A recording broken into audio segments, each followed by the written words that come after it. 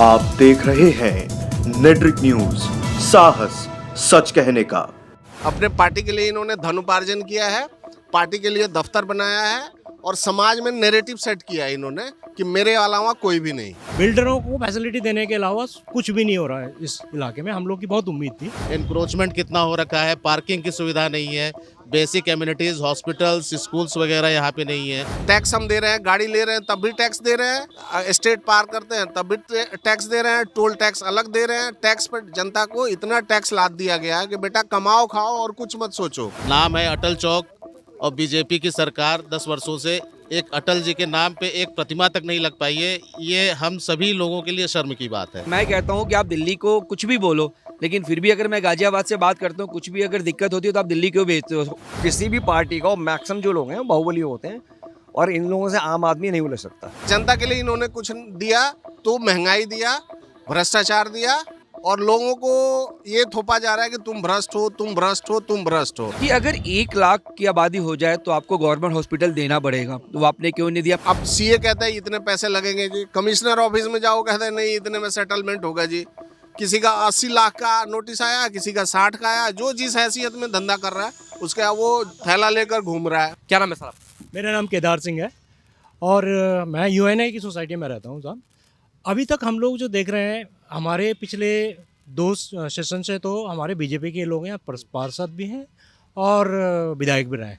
लेकिन जैसे मेट्रो वाला और बाकी सुविधाओं को लेकर अगर देखें, बिल्डरों को फैसिलिटी देने के अलावा कुछ भी नहीं हो रहा है इस इलाके में। हम लोग की बहुत उम्मीद थी, डबल इंजन की सरकार है, लेकिन उस तरह से कुछ देखा नहीं सर हमें। जो भी अगर आप देखो, हमारे घर के पास ही एक नाला है, उसके लिए हम कितनी बारी कोशिश कर चुके हैं हम उसको साफ कराने की। वो बरसाती नाला है लेकिन वो ऐसा लगता है कि जैसे कि सीवरेज बह रहा है उसमें। तो इस तरह से कई सारी चीज़ें हैं। हमारे पास कोई पार्षद भी उस तरफ कोई ध्यान देते नहीं, इधर ही कुछ करते हैं, वो आगे आते ही नहीं है इधर में। मेट्रो के लिए हमारे शर्मा जी लोग कितने सारे फाइट कर रहे हैं। आपने उधर भी छोड़ दिया और इधर से भी छोड़ दिया, दोनों तरफ से। ना तो मेरे उधर वाली लेके आए नोएडा वाली, ना आप वैशाली वाली कनेक्ट कर पाए इधर से। 10 साल का जो कार्यकाल रहा है मोदी जी का, कितने संतुष्ट रहे आप इससे? देखिए सर, अगर इंडिया वाइज देखें आप तो बहुत कुछ हुआ है, लेकिन अगर लोकेलिटी की थोड़ा सा बात करते हैं तो हम लोग काफ़ी अपने आप को महसूस करता है कि हमारे यहाँ कोई डेवलपमेंट नहीं हुआ। रोल तो सभी का है, कोई आते ही नहीं है। हमारे सुनील शर्मा जी को हमने कभी देखा ही नहीं, वो खाली वोट के टाइम पे आते हैं, बाकी आते ही नहीं है। सांसद साहब को तो कई बार हमने बुलाया है, बीके सिंह साहब को, तो उन लोग को हमने यहाँ बुलाने की भी कोशिश कराते नहीं है। उनको लगता है कि यहाँ तो हमें वोट मिलना ही मिलना है, क्या तो उनके दिमाग में ये चीज़ है। इंडिया गठबंधन की अगर मैं बात करूं, आपको क्या लगता है वो जो इंडिया गठबंधन बना है वो चुनाव पर किस तरह का प्रभाव डालेगा इस बार? क्या बोलते हैं, खिचड़ी बना के रखी है उन लोगों ने, सबको तो प्राइम मिनिस्टर बनना है उसमें, तो उसमें लगता नहीं है कि कोई दम है। यहाँ मोदी जी के नाम पे जो वोट मिल रहा है आज के दिन में, तो वो मोदी जी के नाम पे है। उन्होंने जो भी डेवलपमेंट वर्ल्ड वाइड ले लीजिए या इंडिया की ले लीजिए, काफ़ी सारे सेक्टरों में काम हो रहा है। केजरीवाल को तो सर हम कुछ कह नहीं सकते हैं, वो तो ठगते ही रहते हैं लोगों को, झूठी झूठी बातें करके सब कुछ फ्री में देना चाहते हैं। फ्री में दोगे तो डेवलपमेंट कैसे होगा? पॉल्यूशन की बात आती है या फिर यमुना की बात आती है, आपको दिखता है कि क्या हाल है वहाँ पे। देखिए, जनरल वीके सिंह साहब की शख्सियत as an individual, he was a ex general, तो उनकी एक सम्मान तो है ही है सबके प्रति। उन्होंने हाईजैक के टाइम पे, जब हमारा 1992 में हाईजैक हुआ था ना, तो हमारे लोगों को लेके आए थे, अफ़गानिस्तान गए थे। लेकिन एज अ पॉलिटिकल अगर वे में देखें तो उनका कोई रोल नहीं है। वो केवल और केवल बीजेपी के नाम पे यहाँ से जीतते हैं, क्योंकि हमारे पास उनके अलावा कोई यहाँ पे अल्टरनेटिव ऐसा नहीं आया कि जिनको हम लोग अपना प्रतिनिधि चुन सके। और डेवलपमेंट की जहाँ तक बात है, जो वसुंधरा की स्पेशली अगर मैं बात करूँगा, जो यहाँ के इंटरनल रोड्स हैं, कम से कम 10 साल के बाद अभी इधर साल भर में कुछ सुधार हुए। अदरवाइज़ मेन रोड हो या कनेक्टिंग रोड हो, सब जगह की रोड की हालत बिल्कुल खस्ता थी। ये बीच में जो आपके हाई टेंशन वायर है, इसको हटाने के लिए हम लोगों ने काफ़ी प्रयास किए कि यहाँ से हटाया जाए ताकि ये रोड का चौड़ीकरण हो के। एनक्रोचमेंट कितना हो रखा है, पार्किंग की सुविधा नहीं है, बेसिक एम्यूनिटीज़, हॉस्पिटल्स, स्कूल्स वगैरह यहाँ पे नहीं है वसुंधरा में। हम लोग को दिल्ली या गाज़ियाबाद या इंदिरापुरम हमें जाना पड़ता है। नहीं, हमारे जो साथी हैं शर्मा जी, कई बार इन्होंने प्रयास किया, धरने प्रदर्शन भी किए इन्होंने। अभी जैसे कि अटल चौक पे भी प्रदर्शन हुआ था कि नाम है अटल चौक और बीजेपी की सरकार 10 वर्षों से एक अटल जी के नाम पे एक प्रतिमा तक नहीं लग पाई है। ये हम सभी लोगों के लिए शर्म की बात है। वीके साहब को तो मैंने पिछले 10 वर्षों में एक भी बार नहीं देखा, टीवी पे ही देखा है। आज तक हम लोग के बीच में कभी नहीं आए। डेवलपमेंट अगर मैं गाजियाबाद की बात करूंगा तो डेवलपमेंट चाहे यहाँ पे कूड़ा हो, आप देखिए ना, कूड़ा प्रबंधन कुछ भी नहीं है यहाँ पे, वो प्रोटोकॉल पूरा, नाले मोस्टली सब जगह जाम पड़े हुए हैं, जिसकी वजह से बारिश के बाद इतने मच्छर हो जाते हैं, डेंगू मलेरिया फैलते हैं। कितने हमारे सोसाइटी के बराबर में ही नाला जाम पड़ा हुआ है वर्षों से, 10 साल से मैं देख रहा हूँ। आज तक उसके बारे में हम लोगों ने जीडीओ को भी लिखा, अथॉरिटी को भी लिखा, बट उसकी भी कोई कार्रवाई नहीं हुई अभी तक। आज के टाइम पे आम आदमी कोई भी हो, वो किसी भी वर्ग से हो, वो बीजेपी से खुश है। कारण कि उनकी जो पॉलिसीज़ है, जो गरीब जनता को वो उनकी उसका बेनिफिट मिलना चाहिए, वो मिला है।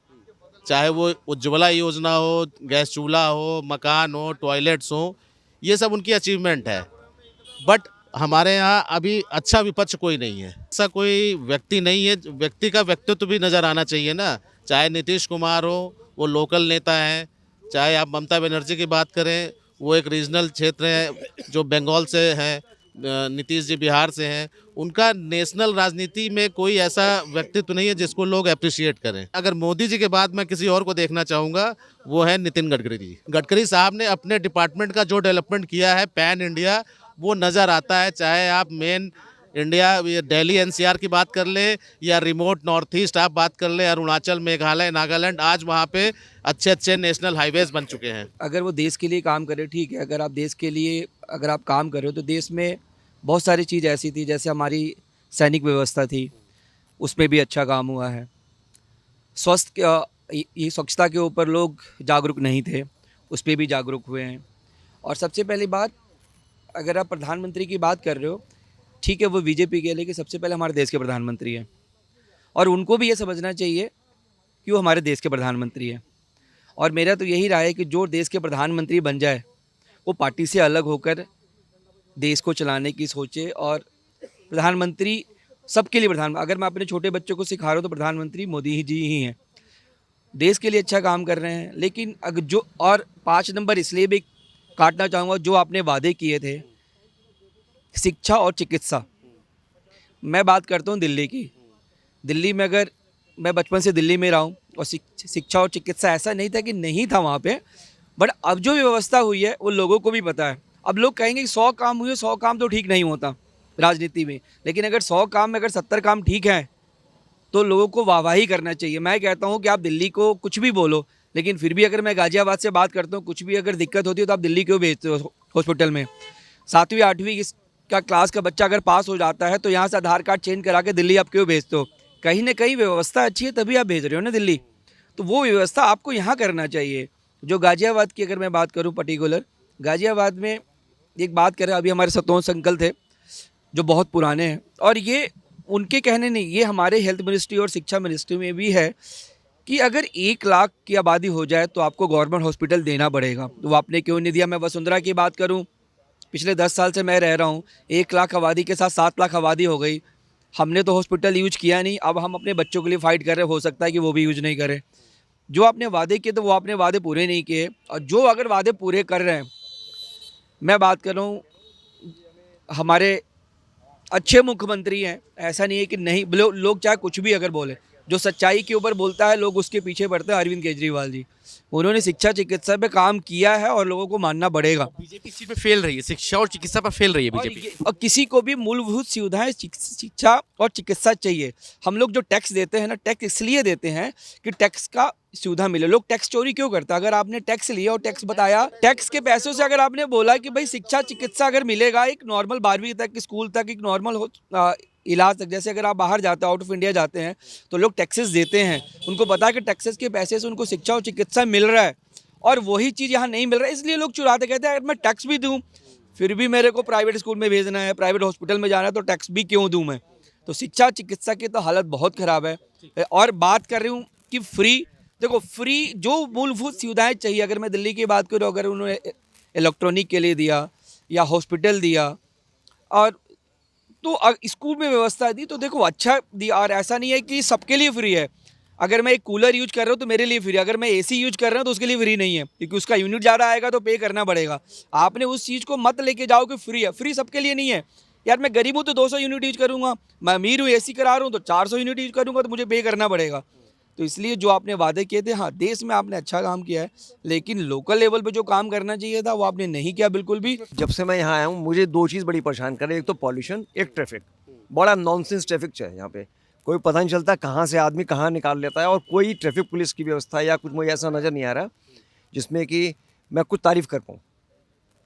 मेरा उत्तराखंड में, मैं उत्तराखंड से हूँ मैं, और बड़ा अच्छा है वहाँ पे ट्रैफिक व्यवस्था। यहाँ के मुकाबले मैं अगर कंपेयर करूँ तो बहुत बेटर है। सोचा था कि भाई डेवलपमेंट वगैरह अगर देखें हम इंटरनेशनल में जाएंगे तो बहुत अच्छी छवि बन रही है भारत की।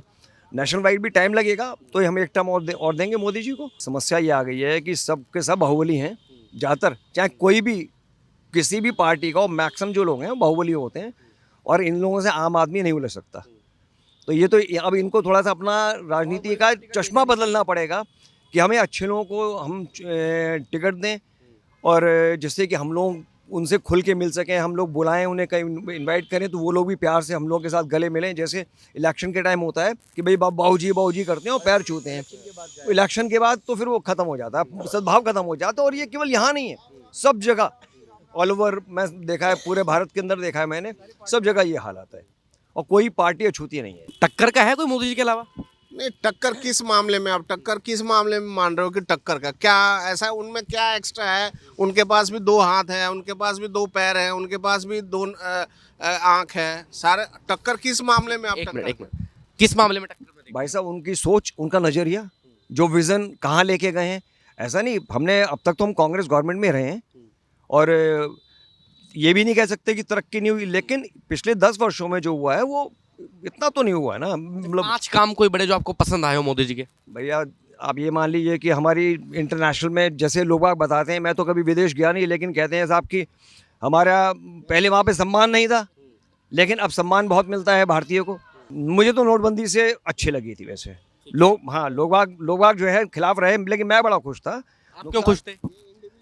नहीं, एक्चुअली क्या होता है ना कि भाई ब्लैक मनी से रिलेटेड अब कुछ चीज़ें जो मुझे ऐसा लगा कि शायद उससे कुछ फ़ायदा हुआ होगा, और जो पैरेलल इकोनॉमी जो होती है वो तो ख़त्म हुई है ना। नहीं, लोन के भाई साहब वो तो आप नहीं, देश में जो पहले लोन पिछले 70 साल में जितना लोन था उसके कंपेयर 10 साल में कितना बढ़ा है वो भी आप बता दो। देखिए ऐसा है ना कि ये, हाँ, हर चीज़ पे अगर जाएंगे ना तो फिर तो कहीं नहीं, फेलियर नहीं कहलाएगा ना, क्योंकि हमारी जिस तरीके से इकोनॉमी हमारी बढ़ी है, अब हम 3 ट्रिलियन में हम लोग आ चुके हैं, तो कहीं ना कहीं लोन्स वगैरह पे भी पॉपुलेशन। अब मेरी एक बात नहीं समझ आती, हम लोग पॉपुलेशन कंट्रोल की बात करते हैं कि साहब पॉपुलेशन कंट्रोल हो तो हर चीज़ पे फ़र्क पड़ेगा, लेकिन सारी अदर्स जो हैं, कोई और पार्टी उसमें क्यों नहीं साथ आना चाहती हैं पॉपुलेशन कंट्रोल के लिए? देखिए, कम जनसंख्या, उत्पादन ज़्यादा होगा तो पैसा उस हिसाब से बटेगा सब लोगों के बीच में। अच्छा, लोग बात कहते हैं साहब सरकारी नौकरी नहीं है, कहाँ से आएगी? एक देश के बराबर तो जनसंख्या आबादी यहाँ हर साल बढ़ जाती है, तो कैसे आएगी?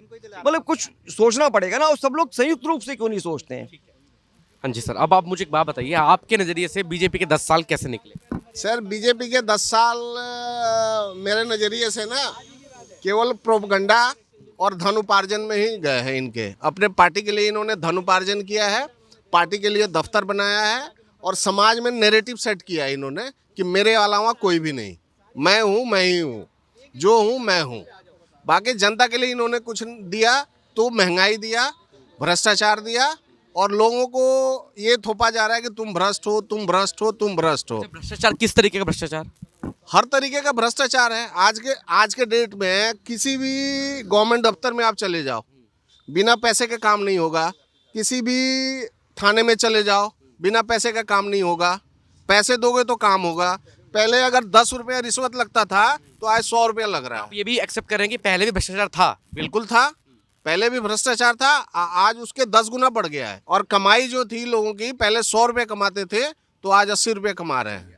हो जाइए सर, भ्रष्टाचार बढ़ा है? भाई भैया देखिए, महंगाई बढ़ी है ना, तो शायद नेताओं का भ्रष्टाचार बढ़ गया। अब इलेक्शन में ज़्यादा पैसा खर्चा हो रहा होगा। भ्रष्टाचार तो भाई शुरुआत कहाँ से होती है?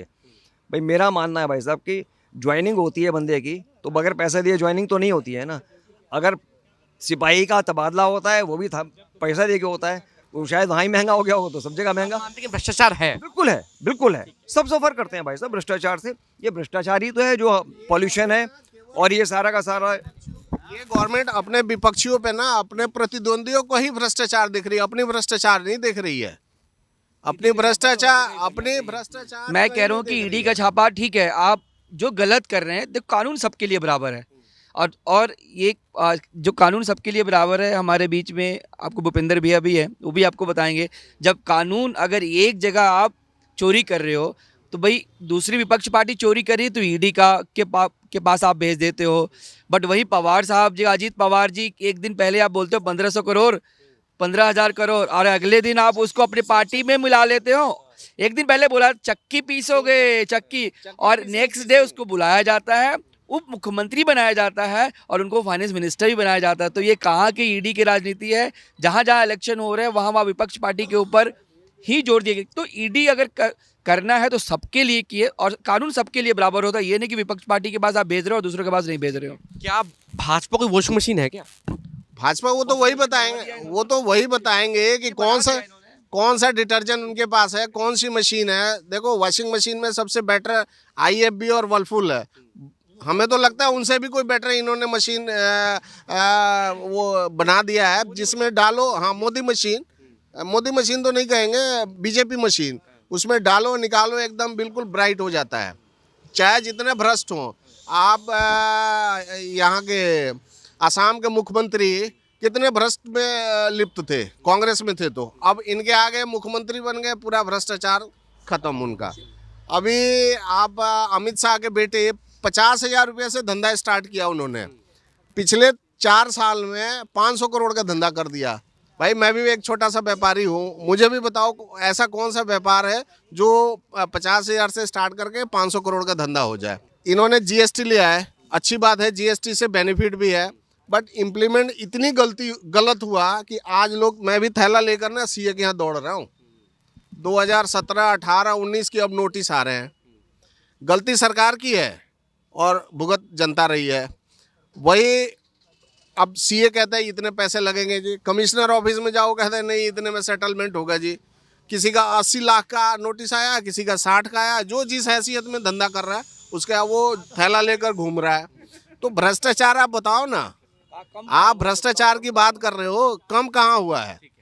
आप रोड पे चले जाओ, एक गाड़ी का चालान, आज गाड़ी का चालान, एक पोल्यूशन का चालान 10,000 रुपये का है।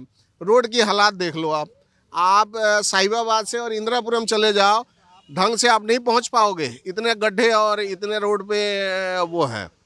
टैक्स हम दे रहे हैं, गाड़ी ले रहे हैं तब भी टैक्स दे रहे हैं, स्टेट पार करते हैं तब भी टैक्स दे रहे हैं, टोल टैक्स अलग दे रहे हैं। टैक्स पर जनता को इतना टैक्स लाद दिया गया है कि बेटा कमाओ खाओ और कुछ मत सोचो। हिंदू मुस्लिम करो, जय श्री राम करो, जय शंकर भगवान करो, जय ये करो, आप और इसके अलावा कुछ नहीं। शिक्षा के नाम पे आप देखो, एक भी कोई गवर्नमेंट स्कूल नहीं है। कमाओ, स्कूल में देकर आओ पैसे, कुछ बीमार पड़ गए हॉस्पिटल में देकर आओ। यहाँ इंदिरापुरम, वैशाली, वसुंधरा में मैं पिछले 15 साल से रह रहा हूँ, एक भी सरकारी हॉस्पिटल नहीं खुला, और पिछले 15 साल में मुझे लगता है 15 नए हॉस्पिटल प्राइवेट खुल गया, बड़े बड़े मल्टी स्पेशलिस्ट, जो 5 स्टार होटल के मुकाबले हैं। एक बार आप एडमिट हो जाओ, आपके ना चमड़े उधेड़ देते हैं ये। तो और क्या आप सुनना चाहते हो?